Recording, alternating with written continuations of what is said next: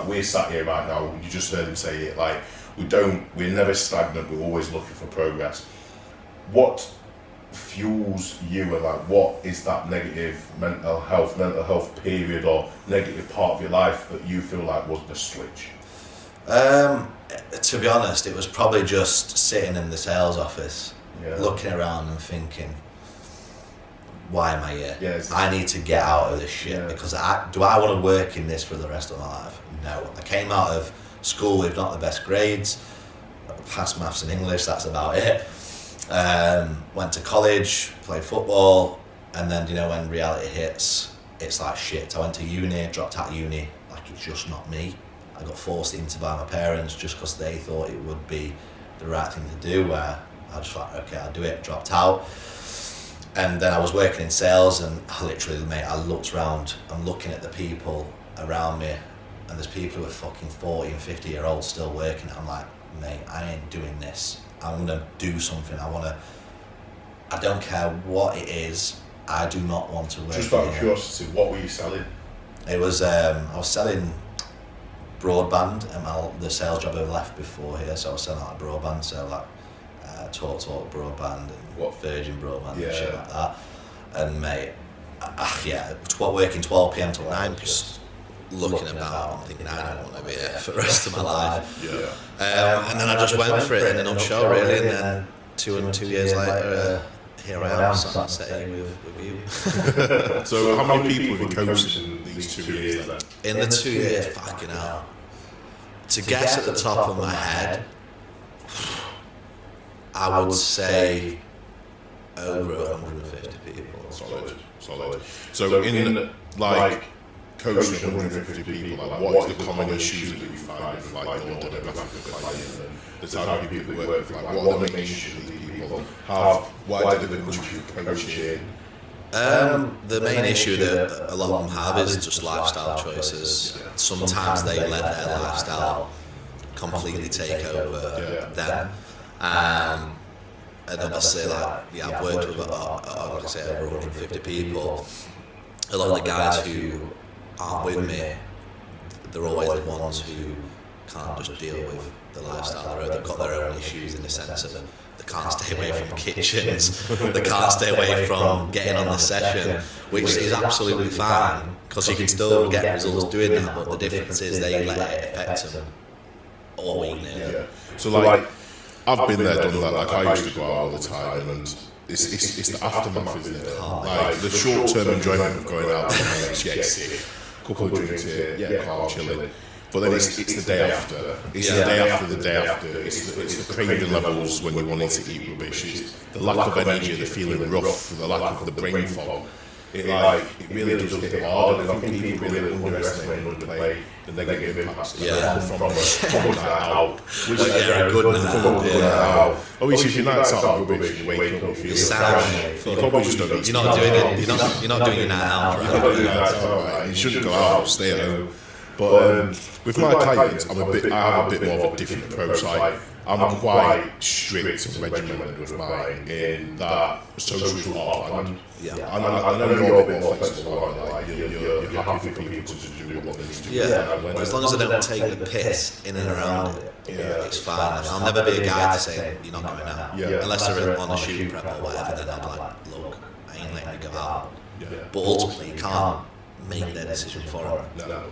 Well, I can't. Well, you can to a certain degree, but I'll never say to them, don't go out. I'll try and do that reverse psychology. I'll just say to them, look, if you go out, just know the consequences. Your food's probably going to get dropped off the back of it. Like, do you want to have to make up for lost ground? And usually they'll just be like, you know what, it's right. There is a big push at the moment, aren't you? Like, still investing in a coach. Comfortably, knowledge-wise, I back myself to coach myself. But for me, I'm all about investment in myself. Like, why would I want to coach myself when I can just get coached by someone else? Like, then my time, I can prioritise to coach my clients. Because if you're coaching yourself, what you'll find is you'll always prioritise yourself. I feel like that. So I'd rather prioritise the clients and just let my coach do his thing. And I'm like, I know what I'm doing this week. Let's go, kind of thing. So at the moment, I'm not in a coaching dynamic. Yeah. But I still have my coach at hand, if that makes sense. Like, Yeah. I've took a step back from routine because I've been moving house. Sometimes you need it. You need that little bit of a step back. You can't just live and breathe it 100 miles an hour because you'll burn out. Like I've suffered burnouts, and that's the time I've had to just relax a little bit. Yeah. But shit happens, mate. Really. Yeah. So if you could give some advice then now to the people that are sat at home listening, that are currently not happy about how they look, they're not happy about the current financial circumstances, their career choices, and they're just kind of in limbo and not really sure what direction life's going in. You were sat there one day in that office, weren't you, and you were sat and something helped you Slap me in the face. Make that decision. What slap in the face are you going to give these people today? Just look at yourself, and do you think you want to be where you are now for the rest of your life? If you can answer that honestly and say no, then just fucking do something about it. Yeah. Simple as. Like I'll always be blunt with people, and I'll say, if you're not happy, do something. Yeah. Look at what's not making you happy, get rid of it or change it, and it's as simple as that. Too many people want to be like fucking like babyfied and mollycoddled and shit like that. Yeah. And sometimes they just need a reality check, and people are scared to give them that reality check. So yeah, just literally get off your arse and fucking do something about it. Yeah, and I'll second that as well. Like that's great advice. So if you are sat at home, you heard it here first from me and Josh. Just do something. Yeah, there's no trick to making it. There's no secret like pill. There's nothing what's going to make you do it apart from yourself. Secret pill. Such a subject. So secret pill. Is there a secret pill out there, Josh, that can help anyone achieve any fitness goal? Yes. What is that? Well, not necessarily pills. It's not a pill. But injectables. Yeah. Injectables. So the dreaded question: have you ever took steroids? Yeah, obviously it's pretty obvious. I'm comfortable saying I take them because it's part of the sport. Like, I compete. Everyone who competes, every kind of well-known influencer, Pro level bodybuilder, pros, like even amateur bodybuilders, it's fucking rife. Like the amount of people you could walk past in the gym, you wouldn't even be able to tell they're on it. They're fucking on it. Most of them take them very wrong. Don't have guidance. And they need help. They need help, but it is a very unspoken about thing in fitness, because it's a grey area where like there isn't enough medical research on half the stuff. It's very taboo, and people are scared that it ruins reputations. Like for me, like a lot of people hide it because they feel like it'll affect business and stuff like that. But if you're good at your job and you get results, it won't affect your business at all. It won't, and I feel like being a honest person as well is going to have a better positive effect on your business than being a liar.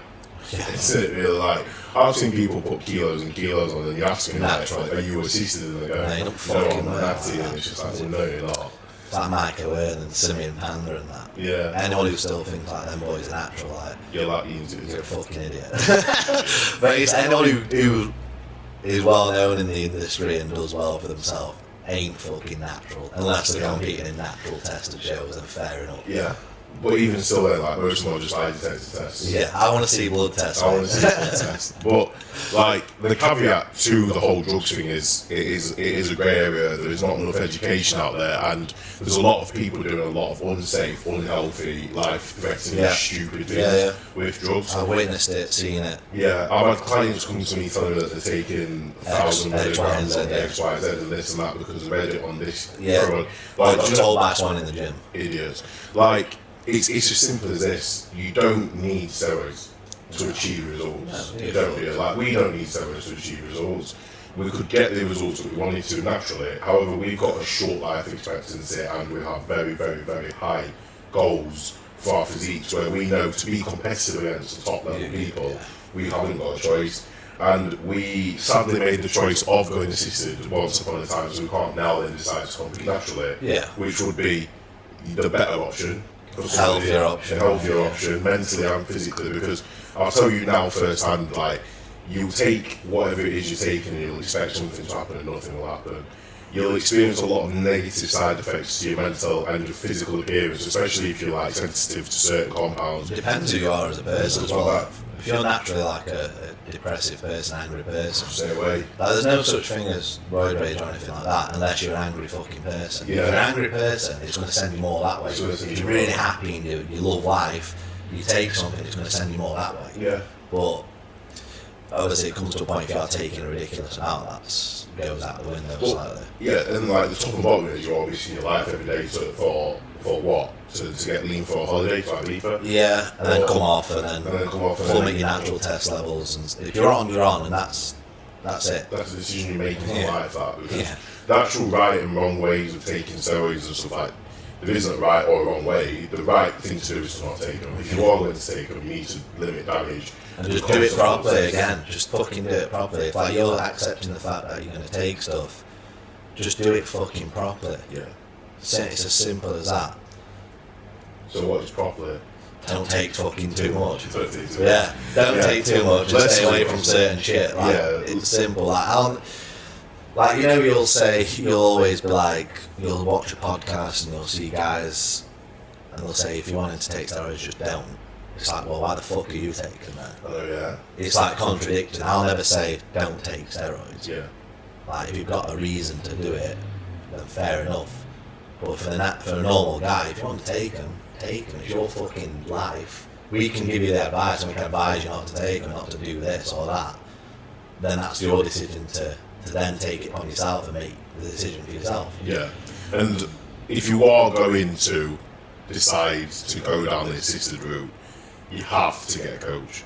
Like, there is no way on God's green earth you know the right way to take steroids unless you are somebody that has put yourself through it before. I always know when they say, oh, I'm taking a mill of this, mill of that. Like, Like, you know, when they say, oh, I've been told to take like 3 mil of this. you know, like a mill of something can mean anything. Anything. It could be 1,000 gram. Yeah, like like, 1,000 milligrams. yeah. Or it could be 1,000 grams to be fair. Yeah, as well, because yeah. you get tested like different milligrams. It's like if you took 1 mil of 100 milligram test prop, this is going to have a very, very different effect to 1 mil of like a 600 milligram test blend. Test 400. Yeah. So then 3 mil of test 400 twice a week, 6 mil. 1,000 to 1.2. Double it, Yeah. double it. But obviously people don't understand this, they don't know this, do they? So, like, just as a guideline then, like, you'd never ever measure your androgens and mils because that is ridiculously stupid and could mean anything. Yeah. You always go for the damage. Yeah. There is specific mathematical equations that you use to work out your overall androgen load. I'm not going to actually say this on the podcast because I'm still going to continue to tell you not to take them. But you can go out there and you can get the advice like from someone who's reputable. You can drop me a DM and I'll probably advise you. Probably you can drop Josh a DM, he will advise you for you. But on the podcast, like our overall umbrella arching advice is to not do it. But if you're going to do it properly. Yeah. It's like people when you say don't sniff coke, they're going to sniff it. Yeah, they are. And like, it's a hard one really because we're in a generation where information's at your fingertips. Oh, it's so open, it's not like, people talk about it all the time. Yeah, you can go on Google and you can go on the forum and it will tell you what to take if you want to do a program of bodybuilding, but then it doesn't take into account your height, your weight, what you've done before, what you're eating, anything. Like, assistance is the last thing you have to plan. Last resort. Last resort. Nutrition's first. Obviously, routine and training, like that type of routine training regime is second. And then obviously adopting like a phased structure, like fat loss, muscle gain, maintenance, understanding your phases, then comes into play. Like hydration, vitamins, supplements, sleep, stress, recovery, everything. All these things need to be in the right place before you even consider assistance in any shape, in any demographic, in any setup of training. It's the last thing that should be incorporated. Yeah. What would you put on the ladder from top to bottom out of top being most important? Nutrition is the most important. So like nutrition, training, supplements. Yeah. Rank them 3, for example. So number 1 would be nutrition because realistically, it's the thing that you're going to do the most throughout the day. You're only in the gym for an hour to 2 hours. If you're only at 100%, that's calm.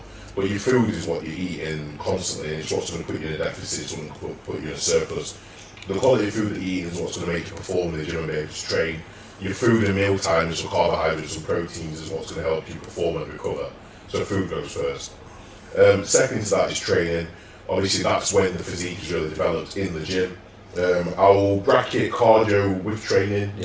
For this exercise. Then last is supplements. You don't need them. You actually don't need them. Like, I know we're sponsored by a supplement company.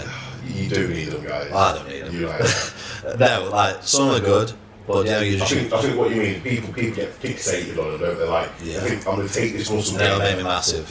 Yeah, it'll make me massive. Like pre-workouts are good, but do you need them? No. Intra-workouts good. Do you need them? No. Do you need protein? Probably no, because you can get it from chicken and food, but when you're on 300 gram a day, so it'll be easier to just add them in. Yeah. I think that's the only thing I'd say is not even a necessity, but it's good to have. It's good to have. I think, obviously, when you get to that level where you're training every day, you're sleeping properly every day, and then maybe, for example, you drop food and then sleep suffers, then you might incorporate exactly. Let's say performance starts to dip in the gym. You've not been using pre-workout. You've got this tool to your benefit. Food's low, energy's low. You incorporate pre-workout. Supplements in this respect will help you get your protein in. So supplements are a tool that will help you progress quicker. They will make your life easier, but they need to be incorporated after you've got your food and your training in line. Then comes your supplements, and that is not included. They ain't gonna work if you're training shit and your food shit, basically. Exactly. So the top and bottom of it is that there is no magic pill. The magic pill is hard work. It's getting started, it's staying consistent, it's doing what needs to be done every single day, even if you don't want it to get your results. 90% of the time, especially when it comes to PEDs and stuff, you're going to use them, you're going to get some sort of benefit from them, but to really maximise on PEDs usage, you need everything else to be at 100%, so that's why I put those things in that order. Same for me. Same order? Same order, mate. So we're going to wrap it up now with 2 questions. Obviously, come back to the next episode after this one to listen to the last part of it, which will be a longer one because we'll be answering all of your questions, which will open tins of worms that we will get into. We'll get into the depths of everything that you guys are asking us. So, one of the questions then that was asked on the page is, how often do you tint your eyebrows? That was Alistair. It depends. Usually when I'm dieting. When you're dieting? Usually when I'm dieting. I know you tint your eyebrows. I know you've got a good skincare routine. Yeah. Which we'll leave out for now. Because you've got dirt on me as well. But, so you tint your eyebrows when you're dieting. Why, Josh? I don't know. It just makes me feel a bit better looking. I get where you're coming I've got from. really white eyebrows, mate. Like, okay. Yeah, so whenever I use sunbeds or wherever I'm tanned, I can't have white eyebrows. They just don't look right. But I tinted them for the show. My mum did them too dark. Yeah, I saw them eyebrows. So they were a bit dark, but luckily, man, I had 2 fucking coats of tan on, so it didn't look too as dark. bad. Yeah. But yeah, they were a bit dark. Right, we'll leave that one there. We'll just move on from that one. Another question that was asked that I thought was a good one is, will you compete again? What, to me? To you. Well, they asked it to both of us, but I'm asking you. I'm not answering that question today. Yeah, I'm definitely going to compete. I think you've seen on some of my Instagram posts, it's kind of fueled the fire. I came 3rd in the show I did, which when I look back, I'm happy about it, but there's unfinished business there. I'm competitive. I want to fucking win shows. So yeah, I'll be competing again, and it'll be a massive run of shows. And chasing that card, yeah. Maybe down the line. Probably not going to be ready for the pro card anytime soon, but that's what we're definitely working towards, and it will happen. Speak into existence. Yeah. And then somebody asked me how I found my dieting phase, and the short answer, we'll start the next podcast, and I'll go into my dieting phase, my runner prep, why I never ended up competing, everything that went wrong, because I went silent on socials. I just had enough. Everything that could have gone wrong went wrong. And as Josh said already, when you're watching all your mates competing and you're hungry for it and you want it, you will push your body to levels that you possibly wouldn't do usually, because there's that little inside voice you're thinking, well, if everyone else can do it, why can't I? Sometimes health takes a turn for the worse. There's absolutely nothing you can do about it. And you put a lot of pressure on yourself. Mentally. When it's more like stress and pressure through Instagram. Like, everyone else is posting prep updates. You'll never look at yourself like this. You don't look at yourself like as other people would see you. Yeah. So when you're posting and stuff like that, and you get a message saying, "Oh, you're gonna win this and that, you're gonna do well," like, you don't want it, yeah. You don't want it. Like, in it, like after the next prep, I feel like just putting physical updates out there, but not saying I'm on prep. Just doing it like that. Yeah. The next time I prep, I'm not saying a word, because I think the pressure that I put on myself to compete led me to being stupid enough to thinking that 16 weeks was long enough to prep and I could really genuinely achieve anything. Realistically, I think when you're going to do a prep, you need a long period. You need a long period of time where you can account for things going wrong, where you can allow for 2-3 weeks diet break. Yeah. Where like you really put in the time into planning rest periods as well as just a dig, because eventually mine was just a decision. Literally, like, I'm prepping tomorrow. Yeah. Then you just jumped on, didn't you? Yeah, I jumped into it. Sent it. Body was okay with it up until 2 weeks before. Managed to pull it off, and you just pulled it off, didn't you? Yeah, like, I looked good, but now I can look better. Yeah. Sadly, like, I couldn't come back from the illness, but it was digestive issues into COVID, into mentally fucked, like, couldn't be arsed anymore. Like, just thinking to myself, like, I've buried myself all year to compete, to be met with adversities, and I felt like I'd achieved nothing. But then the top and bottom is I've never looked as good as I look now in my life. My business has never been better. Yeah. Like, I've learned the last few things I think I really need to learn for myself. So as a take-home point, obviously I'm going to get into it deeper on the next episode. Prep was horrible. Diet itself, I found it unenjoyable. But that was just because there was a lot of pressure on myself and not enough time. You have to be ready, don't you? Like, you have to be ready to prep. You have to be in the mindset, right? Yeah. I've got it all laid out. Take the time to make the decision. Fully prepare yourself. Yeah. Because it will affect your relationships, people around you. Selfish game, isn't it? Mate, it's a selfish old game. The people around you need to really understand. Like, I'm lucky, me personally, because I actually have a girlfriend, and she babysat me through my prep. I just had to go at mine all the time. Bless her. Like, yeah, it was a rough one, and to be honest with you, like, if I didn't have her looking after me, like, literally like a child, towards the back end of it, I was done out here. I was nothing. I was a shell of a human being. Like, I had a meeting with Kimmy, my business partner, and he doesn't know that I know this, but after I spoke to him, he asked my missus, like, is he always like this? Like, is this what he's always been like? And I feel like when I heard that, that's when reality hit, that I was in the trenches. Do you know what I mean? Like, you realise, like, what it takes. It's a lot of sacrifices, and it's not a light-hearted decision that anyone should take. Don't if you're going to do it properly anyway, it's not a light-hearted decision. I've got a few clients on that who are prepping for a shoot now, and they're saying, "Josh, is it normal to be miserable when, like, I'm trying to get this lean?" I'm like, "Yeah, mate, it's like proper normal. You can be normal getting lean, but then when you're trying to surpass that lean to shredded, oh, mate, the gap between lean and shredded is massive. It's not that far away, but in terms of mentally, it's fucking huge. Do you know, getting rid of the last few? Oh, it's harder than the whole of prep. Yeah, it's so hard. Yeah, and then you just carb up, eat as much as you can.